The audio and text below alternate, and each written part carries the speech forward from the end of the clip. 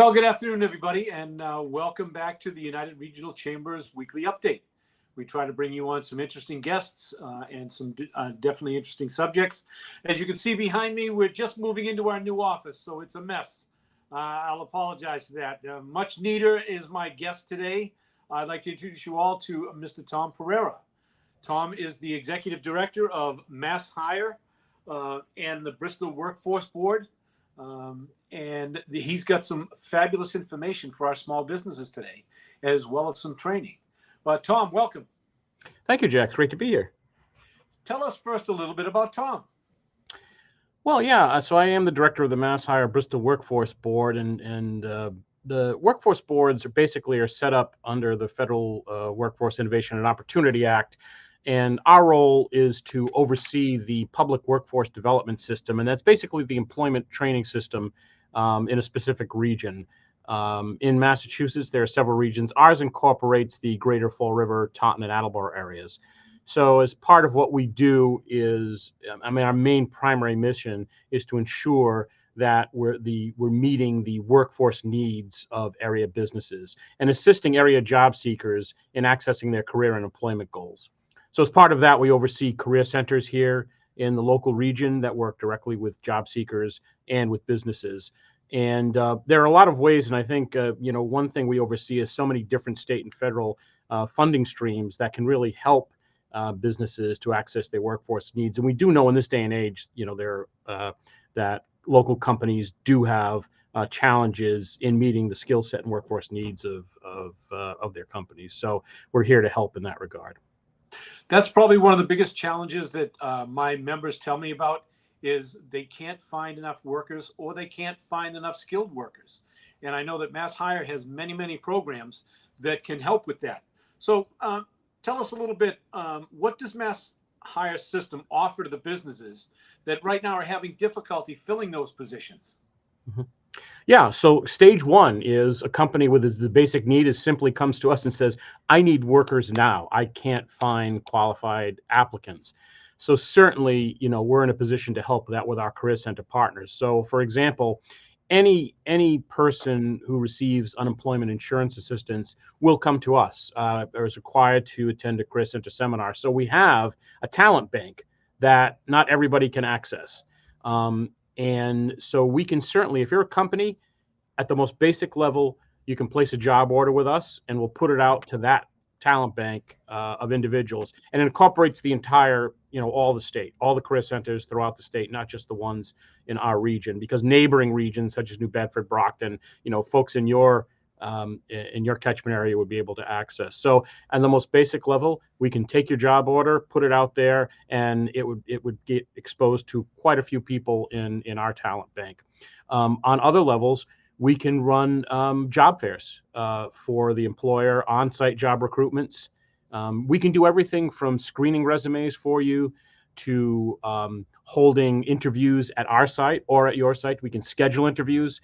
These are all things that are available. At the most basic level, we could just send you all the resumes we have of people who meet your qualifications.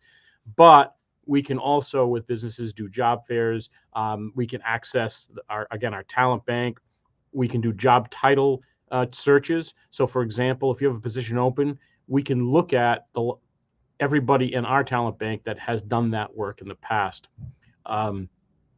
As well, the Career Center can also do industry briefings where we invite you in to talk to people who are basically unemployed who are maybe interested in your particular industry.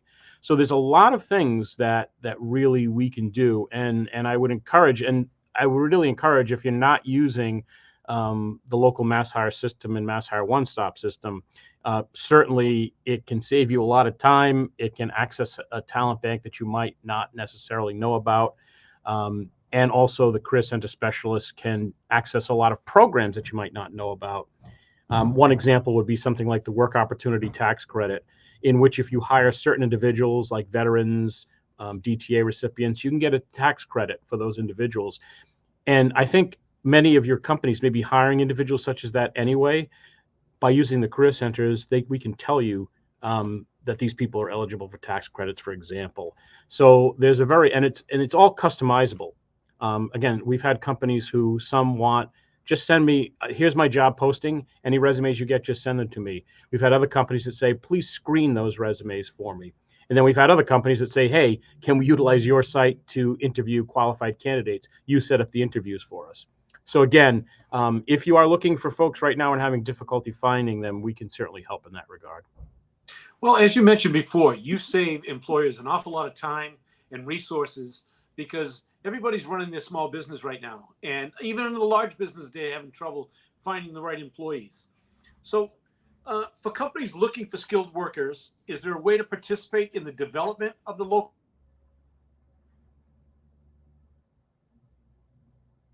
Whoop. Did I lose you, Tom? Yeah, so I'm not, you froze up on me there. Oh, Okay. sorry. So anyway, yes. So in terms of the talent bank development, absolutely. So another thing that we do is we run a number of training programs for people in all industries, in healthcare and manufacturing and construction. So for example, if you're an employer looking for folks coming in a sense of development of the talent bank, we actually have people coming out of training programs, and we'd love to have you on your list. So if you're like, say you're a manufacturing company that has a need for CNC machinists. So we've been working with local Chapter 74 programs to train adults as a machinist. And we'd love to have you on the list so that as these folks graduate, we can have you interview them. We can certainly give you access to this, again, developing talent bank.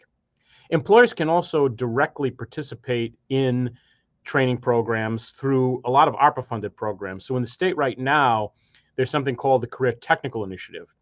And what we do there is employers partner up with our local Chapter 74 and vocational schools. The voc schools apply for the grant, and the employers partner to help identify the curriculum, to help refine that, to make sure that these trainees are gaining the skills that local employers need. So right now, there was just two awards made. One to Diamond in Fall River, Diamond Regional Voc Tech in Fall River, Bristol, Plymouth, and Taunton, both in advanced manufacturing. So there will be, if an employer wants to partner with them, absolutely. And let's say you're an employer saying, I would love to see a CTI grant in a field of that I'm looking for. We can certainly talk to you and partner you up with one of these Chapter 74 Voc schools to apply for a grant. So that's one. Then there's something called the Workforce Competitiveness Trust Fund that the state funds right now. The same thing. Employers partner up with training providers. Don't have to be Voc schools or Chapter 74. They could be any type of, could be a community college, could be a private proprietary school. And how that works is the employer will then work with these training programs to put together an application and, again, develop a talent bank. And then, obviously, the employer's part of it is both to inform the curriculum, but also at the end to interview these students. Now, there's no requirement that you have to hire them, but if there are people who meet your skill set needs, again, it's a talent bank. It's people being produced through local training institutions to match the in-demand occupational categories. So those are a couple of ways. And again, we can assist you in matching you up with schools that are either applying for those programs or that have already been awarded for the programs. And again, they've been done in manufacturing, construction, and in other fields as well. And then there's, again, similarly, there's special regionalized grants that we participate in with neighboring workforce boards. So for example, right now we are providing training programs through the Healthcare Hub Grant, behavioral health positions, CNAs, medical assistants, EMTs. So we're actually implementing training in a lot of those categories. And again, if you're an employer that has a need for those, we absolutely would want to partner with you to ensure that you would have access to these graduates. So there's meaningful ways to both, participate in the talent bank development, and that could be really significant in terms of actually, informing us of where we should be investing training resources. We welcome feedback. Oh, that's a good point because, there's so many needs out there. You can't cover everything. I can't believe you can keep all this straight in your head, Tom. All these different grants and programs. Well, it's an important point, Jack, because what we found in the past is that particularly small, but most of these grants are available to businesses of any size, but particularly with small businesses, to try to navigate all the types of, because many of these grants are administered by different departments. some under the Department of Labor, some under the Department of Education. For a small business to really try to navigate and learn about these grants is not realistic. And that's why we're kind of a catch-all resource. And if employer contacts us, I'm not going to say I'm selling you a specific grant. I'm going to talk to the employer first about their overall workforce needs. And then our role is to assist that employer in really finding the right match for them. What grant is most viable? What would make the most sense in the workforce development system for this employer to access? So we're kind of a one-stop on that regard, and saves particularly the small business, the effort of trying to really navigate all the different grants that are available. We might start calling you Match.com. I know we Yeah, get in trouble for could that. be some variation on that. Yeah. Now, we often see companies that already have employees, but they'd like to upgrade those skills. Are there resources available to assist the businesses to do that with their current employees? Yeah, absolutely. And fortunately for companies here, is Massachusetts is really a leader in that, in providing funding for that, more so than many other states. And the primary vehicle for that is the first one I'll talk about is the main one, which is the Massachusetts Workforce Training Fund program. And that is available to any employer that pays into the unemployment insurance system in Massachusetts. Because how it's funded is it takes a little piece of each employer's unemployment insurance tax winds up in a training fund. And believe me, if you're paying into it, you should be getting something out of it, So, and many employees don't even realize that part of that unemployment insurance tax is going to fund this program. And the Workforce Training Fund program, what it allows is two pieces. There's the general program and the express. The general program allows up to $200,000 over a 2-year period to train your existing workforce and upgrade their skills. Oh, okay. So a lot of companies may have saying, I'd love to upgrade the skills of my current employees, but the resources, I'm going to have to pay for training. I might have to pay for an outside trainer to come in, and that's not viable for me right now. Well, the state has funding for this, and it's a wide range of training programs. I mean, it can go all the way from the most basic level, which is we've seen workforce training fund applications for English of speakers of other languages, ESOL classes, all the way up to very specialized training. Lean manufacturing, for example, is one. If a company's introducing some sort of new specialized equipment, the Workforce Training Fund can pay for that. And it doesn't have to be one specific type of training. There could be like many different component parts of that training. So you could be training some production workers in one area, administrative workers in another area. And it's a very, very wide range of training providers. And so what we can do is assist the company in identifying their training needs, developing a little plan, and also linking them up to training providers once we find out really what their specific training needs are. But we're available to assist. And I have to say, and being somebody spent my career in government, I recognize how cumbersome these things may be. But the Workforce Training Fund program is one that they've made simpler and simpler and simpler to apply for. It's not a bad application. The real work in that application is really identifying the training program. So that's the main part of the Workforce Training Fund. The second part is the Express program. And that's a smaller one. That's available to smaller businesses, I believe 100 or less.